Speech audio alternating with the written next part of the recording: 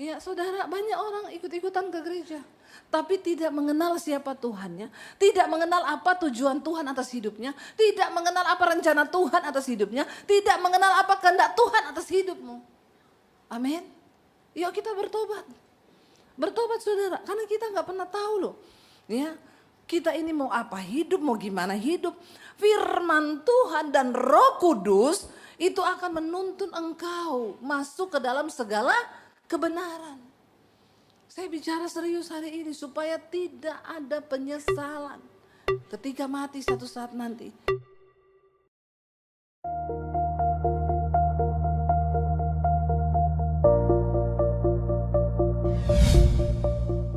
Apa kabarnya hari ini? Luar biasa. Bapak Ibu, kita percaya bahwa ya Tuhan Yesus sudah naik ke surga dan Dia memberikan Roh Kudus-Nya bagi kita. Amin. Dan Yesus berkata, aku tidak meninggalkan engkau sebagai yatim piatu, tapi aku mengirimkan Roh Kudus-Ku bagimu. Dan Bapak Ibu ingat ketika pertama kali Yesus itu ditangkap, murid-murid Kristus semuanya pura-pura tidak mengenal Dia, termasuk Petrus, seorang yang terkenal dengan imannya yang luar biasa. Dia pernah berjalan di atas air, tapi waktu Yesus ditangkap, dia berkata, aku tidak kenal Dia. Lalu semua orang berkata, kamu muridnya, kamu bersama-sama dengan Dia. Enggak, sumpah aku tidak mengenal Yesus. Petrus menjadi seorang pengecut ketika Yesus ditangkap. Dia menyangkal Yesus 3 kali, ya. Lalu ayam berkokok dan dia teringat. Thomas adalah seorang murid Yesus yang juga menyertai pelayanan Yesus, tapi kemudian dia tidak percaya ketika Yesus bangkit. Thomas berkata, aku sekali-sekali tidak percaya kalau aku tidak mencucukkan jariku ke dalam lambung yang berlubang. Tetapi ketika pada waktu Yesus menampakkan diri berulang-ulang ketika dia bangkit, lalu Yesus mau naik ke surga dan Yesus berkata, engkau harus pergi untuk memberitakan Injil ini dan sampaikan kabar baik ini kepada segala bangsa. Tetapi kata Kristus, jangan pernah melakukan apapun sebelum Roh Kudus turun ke atasmu. Jangan melayani dulu sebelum kamu dipenuhi oleh kuasa Roh Kudus. Kenapa saudara? Apa pentingnya Roh Kudus bagi orang percaya? Apa pentingnya Roh Kudus bagi rasul-rasul pada zaman itu? Kenapa Yesus melarang mereka pergi meninggalkan Yerusalem memberitakan Injil sebelum mereka dipenuhi oleh kuasa Roh Kudus? Kita tahu akhirnya mereka menanti dengan sabar, mereka berdoa bersehati sampai tiba hari Pentakosta di mana Roh Kudus dicurahkan. Dan apa yang terjadi? Sejak mereka dipenuhi Roh Kudus, Petrus berubah menjadi seorang yang pemberani. Dia mulai berkhotbah, menyampaikan firman Tuhan dan kebenaran. Petrus mulai berkeliling, menyampaikan firman Tuhan. Apa yang terjadi sekali berkhotbah? Berapa ribu orang yang bertobat? 3.000 orang bertobat. Sekali khotbah. Bertambah banyak jumlah orang yang menjadi percaya kepada Kristus. Sampai akhirnya Petrus mulai berkeliling, memberitakan Injil ke negara-negara yang bukan Yahudi. Dan kita tahu pada akhirnya Petrus dihukum mati karena Injil. Pada waktu itu dia akan disalibkan dan dia meminta kepada orang-orang yang akan menyalibkan dia. Aku tidak layak disalib seperti Kristus. Aku mau disalib dengan kepala di bawah. Karena dia bilang aku tidak layak. Kematianku tidak layak sebab aku tidak bisa dan tidak layak disamakan dengan Kristus. Terlalu mulia. Kristus disalib dengan kepala di atas, tapi Petrus minta untuk disalib dengan kepalanya di bawah. Apa yang merubah dia sampai dia tidak pernah menyangkal Kristus, bahkan waktu nyawanya menjadi taruhan? Petrus tidak mundur, dia tidak menyangkal Yesus. Dia mempertahankan imannya sampai di garis terakhir, bahkan nyawa dia beri bagi Kristus. Karena ada kuasa Roh Kudus. Thomas seorang yang tidak percaya akan kebangkitan Kristus. Tapi ketika dia dipenuhi Roh Kudus, dia mulai pergi mengabarkan Injil. Thomas sampai ke India, saudara. Gereja pertama di India, itu adalah pelayanannya Thomas. Kita tahu bersama Thomas dibunuh di India. Dia ditombak dengan lambungnya, dia dibunuh dan pada akhirnya dia tidak pernah menyangkal Kristus. Mereka yang dulunya pecundang, mereka yang dulu pengkhianat, bahkan berkata tidak percaya pada Kristus. waktu dipenuhi Roh Kudus, mereka terima kuasa yang dahsyat. Karena itu Yesus peringatkan, jangan pergi sebelum Roh Kudus turun ke atas kamu. Apa fungsinya Roh Kudus bagi kita gereja Tuhan hari ini? Saudara percayalah, engkau tidak dipanggil cuma untuk jadi Kristen, duduk manis di gereja, nikmati AC, nikmati musik, nikmati yang enak, lalu kau pulang dan tidak pernah terjadi apa-apa di hidupmu. Untuk apa engkau dipanggil? Kita masih ada di dunia sekarang, tapi suatu saat kita akan berhadapan muka dengan Kristus. Dan dia akan bertanya, apa yang sudah kau lakukan selama kau hidup? Kita perlu menerima kuasa Roh Kudus di hidup kita. Kenapa saudara? Karena waktu Roh Kudus turun, kita akan menerima kuasa. Buka bersama Kisah Para Rasul 1 ayat yang ke-8. Kita akan lihat bersama saudara. Apa peranan Roh Kudus dalam kehidupan orang yang percaya? Roh Kudus memberikan kuasa bagi setiap kita. Baca bersama. Tetapi kamu akan menerima kuasa kalau Roh Kudus turun ke atas kamu dan kamu akan menjadi saksiku di Yerusalem, di seluruh Yudea, Samaria, sampai ke ujung bumi. Waktu Roh Kudus turun atas seseorang, apa yang terjadi? Kita diberi kuasa untuk menjadi saksi Kristus. Saudara, orang yang diundang datang ke pengadilan untuk menjadi saksi, dia haruslah orang yang mengalami perkara dan peristiwa di situ. Bagaimana kita menjadi saksi Kristus? Maka kita harus mengalami Tuhan di hidup kita. Baru kita bisa menjadi saksi. Roh Kudus mengurapi engkau, memberi engkau kuasa dan kekuatan untuk kita mulai bersaksi. Ya gak mungkin kalau orang datang bersaksi ditanya, ibu lihat perkara itu? Enggak. Ibu mengalami? Enggak. Terus ibu enggak tahu? Enggak. Terus kenapa ibu jadi saksi? Saksi palsu. Karena dibayar. Enggak bisa saudara. Waktu kita berkata kita mau menjadi saksi, maka kita harus mengalami Tuhan sendiri. Baru kita cerita. Aku ini mau bersaksi loh bagi Kristus. Bagaimana kesaksianmu? Dulu saya ini enggak percaya sama Yesus. Saya dulu hidup dalam dosa. Lalu saya mengalami Tuhan tahun 95. Lalu Tuhan ubahkan hidup saya. Saya tinggalkan dosa, saya tinggalkan rokok, saya tinggalkan judi, saya tinggalkan dugem, saya tinggalkan semua. Lalu saya menyerahkan hidup sama Tuhan. Waktu saya bertemu dengan Tuhan Yesus, hidup saya diubahkan. Saya mengalami kemerdekaan, damai sejahtera dan sukacita. Amin. Itu namanya menjadi saksi. Banyak orang Kristen tidak mampu menjadi saksi. Kenapa? Kau tidak disertai Roh Kudus. Ya, minta loh saudara.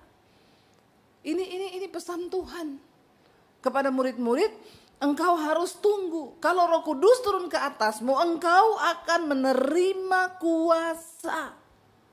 Ini janji dan janji Tuhan pasti terjadi. Tapi berapa banyak orang Kristen ngalami ini? Berapa banyak kita yang telah menerima kuasa untuk menjadi saksi? Saya masih jatuh bangun dalam dosa, Bu. Hari ini saya marah, besok tobat, besok marah-marah lagi, besok tobat. Saya masih bersinah, Bu. Hari ini saya bersinah, besok tobat, besoknya jatuh lagi, bersinah lagi. Saya ini masih selingkuh, Bu. Hari ini saya selingkuh, besok tobat, ke gereja minggu tobat, nangis-nangis, Senin selingkuh lagi. Apakah kehidupan seperti itu yang Tuhan mau, saudara? Kita perlu menerima satu kuasa yang memerdekakan kita. Saya bicara serius. Supaya nanti tidak ada penyesalan ketika engkau mati. Ya, terima kuasa itu. Apa tanda pertama orang dipenuhi Roh Kudus, saudara? Ya, tanda pertama orang dipenuhi Roh Kudus apa? Ada yang bisa jawab, angkat tangan, dapat sepeda. Apa tanda pertama orang dipenuhi Roh Kudus? Bertobat. Bertobat bukan bahasa roh. Ya, karena banyak orang pintar bahasa roh. Bahasa roh itu karunia. Ya, bukan tanda orang dipenuhi Roh Kudus. Salah satu memang bisa berbahasa roh. Tapi bahasa roh saja tidak cukup. Ya, buat apa bahasa roh kenceng? Utang tidak bayar. Hello. Karena orang yang dipenuhi Roh Kudus tidak mungkin utang tidak bayar. Kalau utang bayar, amin. Kalau bisa tidak usah berutang, amin. Orang dipenuhi Roh Kudus tidak mungkin bersinah. Tapi banyak orang bahasa rohnya di gereja kencang. Sampai langit ketujuh. Tapi selingkuh jalan terus.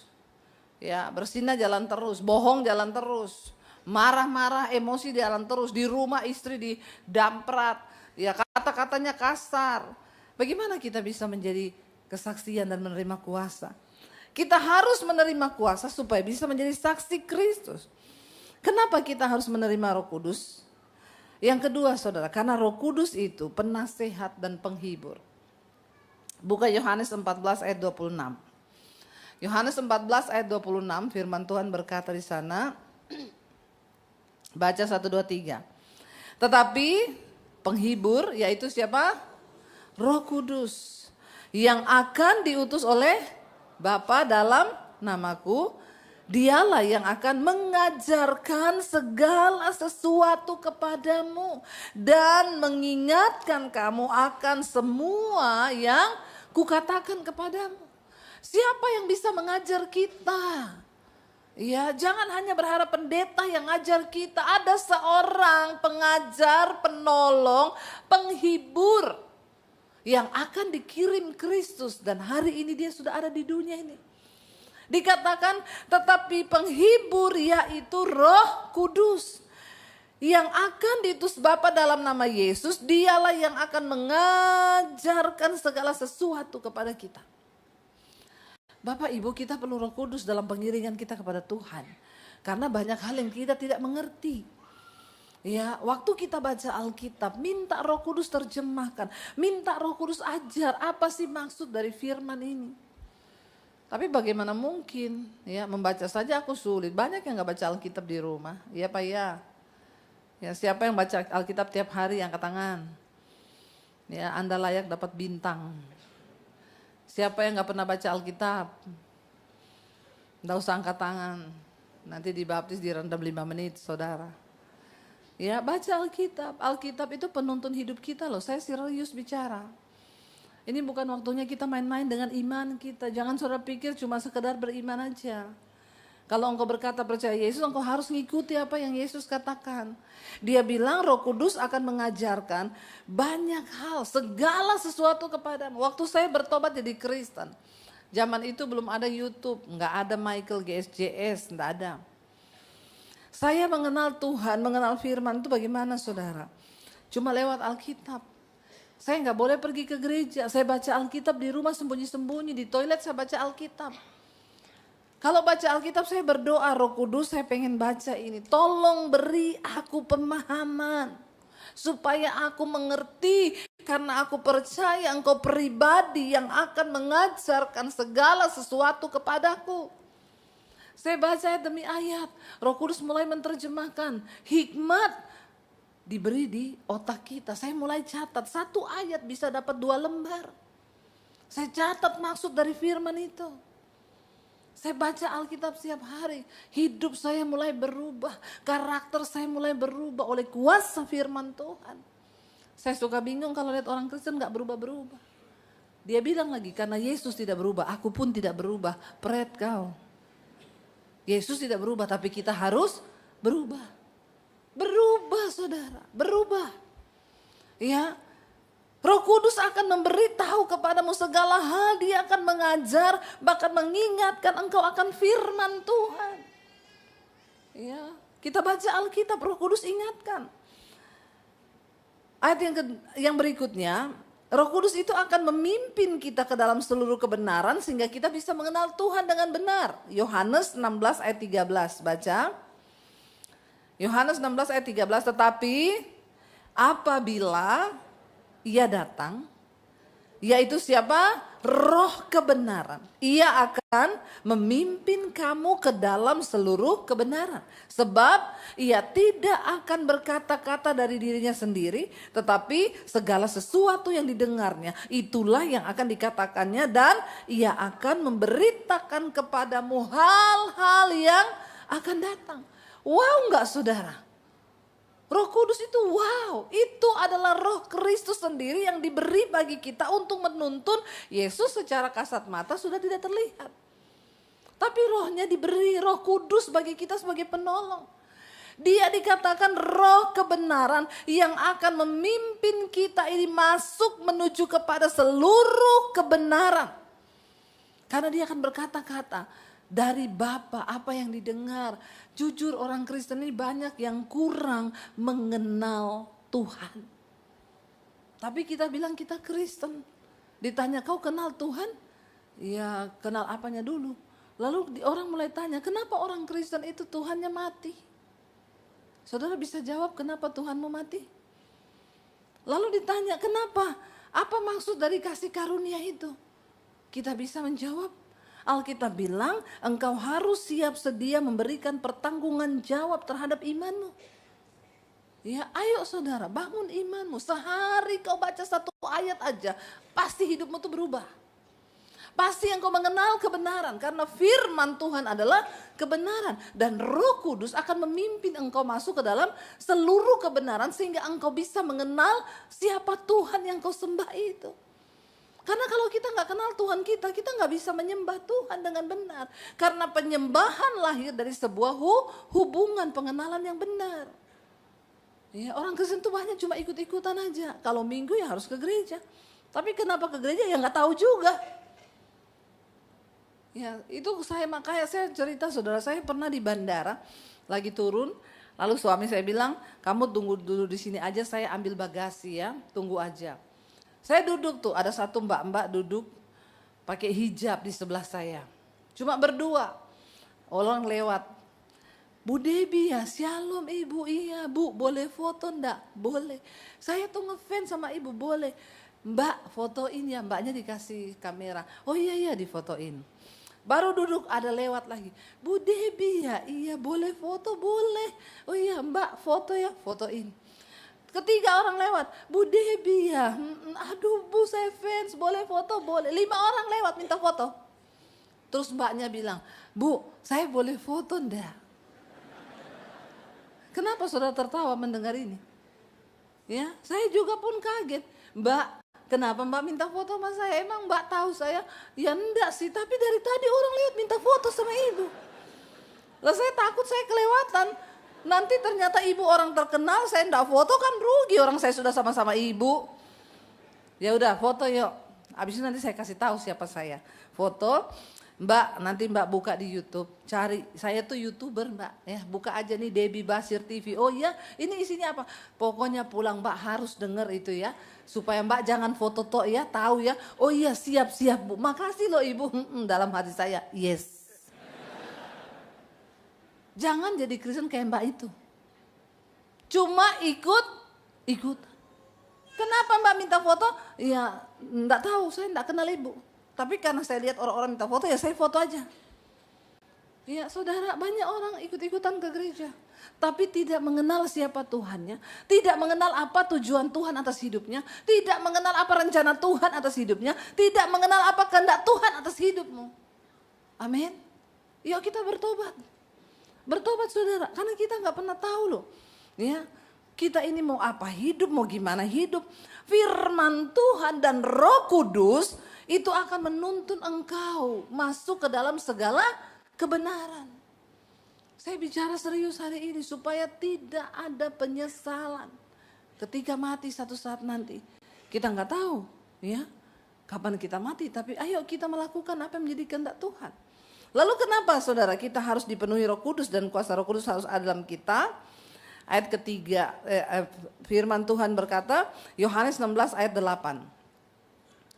Roh Kudus akan menginsyafkan kita akan dosa. Baca Yohanes 16 ayat yang ke-8, baca bersama yuk. Roh Kudus itu akan menyadarkan kita saudara. Dan apa? Kalau ia datang, ia apa? Menginsyafkan dunia akan dosa, kebenaran dan penghakiman. Tugas Roh Kudus itu menginsyafkan, membuat orang itu sadar akan dosa. Karena itu orang yang hidup dipenuhi Roh Kudus, dia tidak akan bisa tinggal lama-lama di dalam dosa. Karena Roh Kudus menjadi alarm. Akan berbicara. Ya. Enggak mungkin orang yang dipenuhi Roh Kudus itu selingkuh. Enggak mungkin orang dipenuhi Roh Kudus itu homo. Enggak mungkin. Tidak mungkin orang dipenuhi Roh Kudus akan bersinah, melakukan percabulan, bohong, dusta, marah-marah di rumah. Tidak mungkin. Roh Kudus tugasnya itu menginsyafkan, membuat kita bertobat setiap hari. Saya mau tanya ibu-ibu di sini, pernah nggak jengkel sama suamimu? Halo ibu-ibu, pernah jengkel sama suami? Ini cewek ibu-ibu Surabaya ini kalem-kalem ya. Ya, pernah nggak kita tuh jengkel gitu sama ulah suami, pernah? Pernah ya. Karena kita manusia normal kan. Saya juga pernah, saya ini manusia, saya pendeta tapi saya manusia. Ya saya juga pernah jengkel sama ulah suami. Apapun itu. Sebaliknya suami pernah jengkel nggak sama istri? Bapak-bapak nggak usah takut walaupun ada istrinya. Pernah nggak bapak-bapak tuh jengkel gitu? Ada satu saat kita, ini kok istriku ini cerewet banget, pernah nggak? Jujur, ini jujur atau munafik ya? Jujur aja pernah. Kita ini manusia, ya kita bisa jengkel sama anak, jengkel sama suami, jengkel sama istri pernah. Tapi kalau ada Roh Kudus, waktu kita jengkel terus, ada suara di hati, nggak boleh loh kamu jengkel terus, bertobat loh, ya bertobat. Stop, udah nggak usah marah-marah. Lalu kita bertobat, Tuhan ampuni aku Tuhan, iya tadi aku jengkel tapi dah aku nggak mau jengkel lagi. Terus kita bertobat, mungkin kita minta maaf sama suami, atau kita berusaha biasa aja. Kenapa saudara? Karena ada Roh Kudus. Makanya saya bilang orang Kristen kalau penuh Roh Kudus, kau nggak mungkin berantem tuh 3 hari nggak bicara, itu nggak mungkin. Itu roh kuda liar. Kalau Roh Kudus dia menyadarkan, akan membuat kita bertobat. Karena Roh Kudus itu kalau dia datang, dia menginsyafkan kita yang pertama akan dosa. Membuat orang bertobat. Orang kalau hidup dipenuhi Roh Kudus tidak mungkin hidupnya tidak berubah, itu tidak mungkin. Tidak ada yang salah, apa gunanya saudara kita ini datang minggu nyanyi-nyanyi di gereja terus kita ini tidak dikenal Tuhan, buat apa? Yang kedua, Roh Kudus itu akan menginsyafkan kita akan kebenaran. Sehingga kita matanya melek melihat kebenaran itu. Kita tahu, oh yang Tuhan mau tuh begini. Oh Tuhan tuh enggak mau kalau aku begini. Tuhan tuh maunya aku begini. Yang ketiga, Roh Kudus akan menyadarkan kita akan penghakiman. Sehingga orang yang hidup dipenuhi Roh Kudus tahu bahwa satu saat waktu kita mati, kita akan dihakimi. Kita semua akan berdiri di hadapan tahta pengadilan Kristus untuk memberikan pertanggungan jawab dengan hidup kita. Ya, kita akan berdiri dan di sana Tuhan akan minta pertanggungan jawab. Nanti ditanya saudara, kamu pernah selingkuh enggak? Enggak. Tuhan bilang malaikat putar channel 5. No, ada rekaman kita di situ. Ada semua hidupmu tuh ceritanya ada. Ada buku kehidupanmu itu ada. Ada rekamannya, karena Alkitab berkata, mata Tuhan menjelajah seluruh bumi setiap hari untuk melihat orang baik dan orang jahat. Untuk apa? Untuk satu saat memberikan upah masing-masing. Hidup dalam kekekalan bagi mereka yang hidup dalam kebenaran, tapi hidup dalam penghukuman dan kematian kekal jika mereka hidup di dalam dosa. Ada catatan hidup kita, ada rekaman hidup kita. Dan itu akan diputar satu saat nanti. Dan Roh Kudus itu akan terus ingetin. Kalau ada Roh Kudus di hati kita, ingat loh, kamu akan dihakimi. Akan ada pengadilan Tuhan. Kelak waktu kita mati, jangan terlambat bertobat hari ini selama masih ada kesempatan. Saya kemarin ini satu minggu ini saya ketemu 2 orang yang pernah mati saudara. Mereka dua-dua bersaksi sama saya. Yang satu itu dia udah kena kanker paru-paru. Dia operasi di Amerika dan dokter potong paru-parunya itu cuma disisain sedikit karena semuanya sudah hitam, sudah mati. Dokter bilang ya paru-paru bisa tumbuh tapi tidak banyak, hanya sedikit. Suamimu pasti mati, hidupnya cuma beberapa bulan. Dan kalaupun dia nanti bangun dari sadarnya, dia akan cacat, lumpuh. Jadi ya kamu tidak usah berharap terlalu banyak. Istrinya tiap hari lihat suaminya di dalam ruangan kaca, isolasi. Tiap malam dia berdoa dari luar buat suaminya. Satu saat suaminya itu anfal, keluar darah dari mulut, dari hidung, dari telinga, semua dari mata keluar darah, sampai semua baju ini darah. Jantungnya berhenti, dokter masuk ke dalam ruangan Dan dokter bilang kami masuk bukan untuk menyelamatkan suamimu, karena memang sudah tidak ada harapan. Tapi kami masuk ya hanya untuk melihat apa yang bisa kami lakukan. Dia bilang, saya lihat dengan mata saya Bu, itu dokter menekan jantung suami saya bukan dari atas. Tangannya dimasukin karena ini sudah dibelah semua, operasi besar paru-parunya. Itu tangan dokter masuk ke dalam jantung suami saya, dipenet begini. Waktu keadaan itu dokter bilang sudah berhenti, ya dia mati suaminya. Dan dia cerita, dia bilang saya naik Bu ke atas Bu, saya lihat tubuh saya di bawah. Saya lihat istri saya sudah nangis, saya lihat dokter melakukan tindakan. Tapi saya nggak bisa apa-apa, saya cuma bisa lihat mereka. Ya, dan akhirnya istrinya berdoa dan akhirnya suaminya dibawa turun lagi dan dia hidup lagi. Dia hidup lagi saudara, dan dokter bilang ya pasti cacat, tidak usah berharap. Dia ini sudah mati 3 menit, jadi otaknya itu sudah kosong oksigen. Ini orang pasti cacat seumur hidup dan enggak lama, cuma berapa bulan. Akhirnya suaminya berangsur sadar-sadar, pulih-pulih. Pulang ke rumah, ternyata saudara, apa yang dokter katakan berbeda dengan yang Tuhan lakukan. Paru-paru suaminya ini tumbuh normal. Dokter pun kaget waktu melihat normal, dan suaminya itu katanya pasti akan cacat. Ya, sekarang suaminya jadi pemain musik di gereja di Amerika. Waktu saya pelayanan di Amerika, saya ketemu dan mereka cerita, mereka jemaat Misbah Doa saya di YouTube. Dan mereka bersaksi. Dan kemarin mereka datang ke Indonesia, saya ketemu, saya dengar lagi itu kesaksian. Wow, Tuhan itu dahsyat. Dan saudara tahu, waktu keluar rumah sakit, mereka tidak punya uang. Ya, biayanya selama sebulan dirawat itu 500 juta lebih. Dan istrinya bilang, saya nggak punya uang.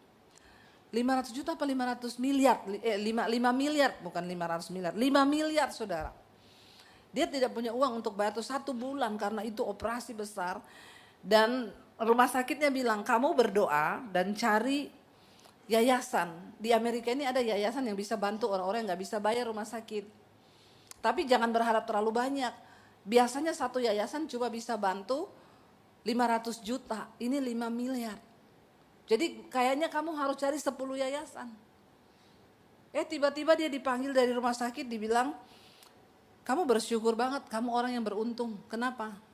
Hanya kamu terjadi kasus begini. Ada satu yayasan yang mau nanggung seluruh biaya berobat suamimu. Ini lagi mau ditanda tangan, tiba-tiba suaminya anfal masuk rumah sakit lagi. Dia bilang, suster, dokter, yang lalu aja saya belum bisa bayar. Sekarang suami saya udah masuk lagi. Gimana? Lalu dokternya bilang, kamu tuh beruntung. Yayasan itu mau nalangi, berapa bulan suamimu dirawat, semua sudah ditutup sama yayasan ini. Satu yayasan toh. Ya, dan ternyata suaminya bertahan itu sekitar hampir 20 miliar habisnya. Dilunasi dan suaminya hidup. Ya, suaminya pertama itu nggak bisa berdiri, memang cacat, tapi dia nekat ke gereja. Ketika di gereja ada altar call, pendetanya bilang, saudara ya yang main musik dan rindu untuk masih terus melayani main musik, maju. Dia maju saudara dengan keadaan cacat. Ya, dan di atas mimbar tuh dikasih pegang bass, dia pemain bass. Dia pegang bass, dia bisa main sampai selesai. Sampai hari ini dia normal. Kemarin mereka ke Borobudur. Itu anak tangga sampai di atas Borobudur, dia naik sampai di atas, tidak ada bantuan. Paru-parunya diciptakan Tuhan tumbuh menjadi paru-paru yang baru, semua normal dan tidak ada yang cacat. Yang saya kemarin dulu malam hari Sabtu saya ketemu juga dengan seorang yang pernah mati juga. Dia cerita, benar Bu, waktu mati itu kita ini terangkat, kita lihat tubuh kita di bawah tapi kita enggak bisa apa-apa. Kita udah gak bisa apa-apa gitu. Makanya bapak-bapak yang simpan-simpan password HP bertobat memang sekarang ya. Kalau kau sudah mati, kau lihat istrimu ambil HPmu, aduh dia ambil lagi, bagaimana ya, gak bisa. Jadi dari sekarang bertobat memang hidupnya ya. Yang lurus-lurus aja, amin. Ya, kalau udah mati gak bisa. Beresin hidup kita. Karena ada saatnya kita itu berdiri di hadapan penghakiman Kristus. Ya, saya mendengar orang-orang yang pernah mati itu benar cerita mereka saudara. Dan itu memang mengerikan. Makanya selama kita diberi kesempatan hidup, ayo kita hidup dengan benar. Kenapa kita itu perlu Roh Kudus? Karena Roh Kudus akan membantu kita dalam kelemahan dan kita berdoa kepada Bapa. Roma 8 ayat 26, baca bersama. Demikian juga apa? Roh membantu kita dalam kelemahan kita. Sebab kita tidak tahu bagaimana sebenarnya harus berdoa.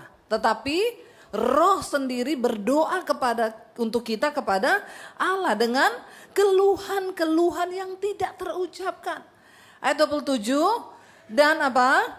Allah yang menyelidiki hati nurani, mengetahui maksud Roh itu, bahwa ia sesuai dengan kehendak Allah berdoa untuk orang-orang kudus. Jadi kadang kita bingung mau doa apa. Seringkali dalam pergumulan yang begitu berat kita cuma bisa nangis. Tapi percayalah, waktu engkau ada Roh Kudus dalam dirimu, Roh Kudus berdoa kepada Bapa dengan keluhan yang tak terucapkan. Seringkali cuma air mata yang jatuh. Makanya Yesus berkata, Dia mengerti bahasa air matamu. Roh Kudus berdoa, ada hal-hal yang bahkan kita tidak tahu, yang kita tidak mengerti. Tapi Roh Kudus berdoa kepada Bapa untuk kita sesuai dengan kehendak Allah. Makanya kadang, iya ya kok bisa terjadi begini ya, kok begini ya begini. Karena ada Roh Kudus. Makanya minta Roh Kudus itu, saudara. Lalu yang terakhir, saudara, kenapa kita ini harus mengenal Roh Kudus dan dipenuhi Roh Kudus? Karena Roh Kudus itu materai. Saudara tahu materai? Materai itu ada tanda sah. Sebuah dokumen penting tidak akan mungkin sah tanpa materai. Saudara mau datang, mau tanda tangan di notaris, bawa materainya, enggak usah pakai materai lah, enggak bisa. Kalau tanpa materai, surat itu tidak sah. Sebagai orang Kristen jangan merasa kita semua sudah Kristen. Oh, kita sudah pasti menjadi milik Kristus. No. Ada enggak Roh Kudus dalam dirimu? Efesus 1 ayat 13-14 baca bersama. Dengan suara yang keras, 1, 2, 3. Di dalam Dia kamu juga, karena kamu telah mendengar firman kebenaran, yaitu Injil keselamatanmu. Di dalam Dia kamu juga ketika kamu percaya dimateraikan dengan Roh Kudus. Dimateraikan dengan Roh Kudus. Jadi materai itu adalah Roh Kudus. Yang apa? Dijanjikannya itu 14, dan Roh Kudus itu adalah jaminan bagian kita sampai apa? Kita memperoleh seluruhnya, yaitu penebusan yang menjadikan kita milik Allah untuk kemuliaannya. Roh Kudus dalam diri kita merupakan materai dan jaminan bahwa kita ini adalah milik Allah. Tanpa Roh Kudus engkau bukan sah milik Tuhan. Makanya saya selalu bilang tidak semua orang Kristen masuk sorga. Jangan terlalu pede, saudara. Tidak semua orang Kristen masuk sorga. Hanya mereka yang dicap, dimateraikan oleh Roh Kudus. Dan tentu ada buah dari kepenuhan Roh Kudus dalam hidup kita. Terakhir, Galatia 5 ayat 22. Saya undang imam musik maju. Apa tanda kita dipenuhi dengan Roh Kudus bahwa kita milik Allah? Galatia 5 ayat 22 baca. Tetapi buah roh ialah kasih, sukacita, damai sejahtera, kesabaran, kemurahan, kebaikan, kesetiaan, kelemah lembutan, dan penguasaan diri. Tidak ada hukum yang menentang. Ayat 24. Barang siapa menjadi milik Kristus Yesus, ia telah menyalibkan daging dengan segala hawa nafsu dan keinginannya. 25. Jikalau kita hidup oleh Roh, baiklah hidup kita juga dipimpin oleh Roh. Jadi orang yang penuh Roh Kudus ada buah, ada kasih, ada sukacita, ada damai sejahtera. Bukan marah-marah, bukan galau. Ada kesabaran, ada kemurahan, ada kebaikan, ada kesetiaan, dan ada penguasaan diri. Kalau itu semua dalam hidup kita, saudara, itu tanda bahwa Roh Kudus penuh dalam hidup kita. Ayo kita serius dengan Tuhan. Ayo kita serius dengan firman Tuhan hari-hari ini. Jangan bercanda. Buka hatimu bagi Tuhan. Belum tentu namamu ada di dalam kitab kehidupan. Kita mau buka hati di hadapan Tuhan. Kita mau bilang, Roh Kudus penuhi hidup kami. Bangkit berdiri bersama.